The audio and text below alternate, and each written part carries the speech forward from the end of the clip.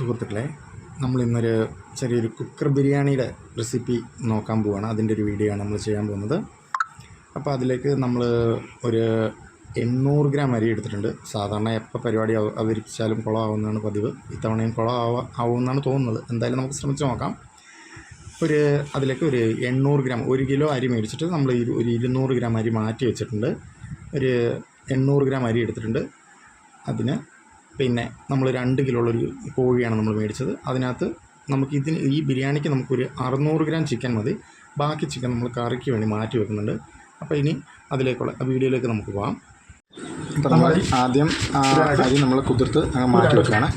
അതിനുശേഷം നമ്മൾ മാറ്റി വെച്ച ചിക്കനാണെന്നുണ്ടെങ്കിൽ അതിനകത്ത് മസാലയൊക്കെ ചേർത്തിട്ട് ഈ സമയപരിമിതി മൂലമാണ് സ്പീഡിൽ പറയുന്നത് കേട്ടോ, ഒന്നും വിചാരിക്കില്ല. അത് നമ്മൾ പുരട്ടി അങ്ങോട്ട് മാറ്റി വെക്കുകയാണ്. അതിനുശേഷം ബാക്കി മാറ്റി വെച്ചിരുന്ന ചിക്കൻ നമ്മൾ കറി വെക്കുന്നുണ്ട്. അതിനുള്ള മസാലയാണ് നമ്മൾ തയ്യാറാക്കുന്നത്. അതിനകത്തൊരു തക്കാളിയൊക്കെ ആഡ് ചെയ്യുന്നുണ്ട്. അതിനുശേഷം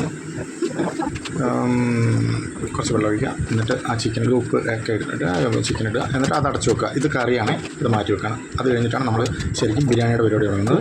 നമ്മൾ കുക്കറിലേക്ക് കുറച്ച് നെയ്യ്, കുറച്ച് വെളിച്ചെണ്ണ എല്ലാം ചേർത്തിട്ട് അതിനകത്ത് ഒരു 3 സവാള ഇടുന്നുണ്ട്. പച്ചമുളക്, അത്യാവശ്യം അണ്ടിപ്പരിപ്പ്, മുന്തിരി ഇതൊക്കെ ചേർന്നിട്ട് പിന്നെ വെളുത്തുള്ളി ഇഞ്ചിയും ചതച്ചതും പിന്നെ ഒരു തക്കാളിയും കൂടെ നമ്മൾ ആഡ് ചെയ്യുന്നുണ്ട്. എന്നിട്ട് ഇളക്കി കൊടുക്കുക. എന്നിട്ട് നമ്മൾ പുരട്ടി വെച്ച ചിക്കൻ അതിനകത്ത് ആഡ് ചെയ്തിട്ട് ഒരു 3 മിനിറ്റ് നേരം ഇളക്കി കൊടുക്കുക. അതിനുശേഷം നമ്മൾ കുതിർത്ത് മാറ്റി വെച്ച അരി അങ്ങോട്ട് ഇടുക.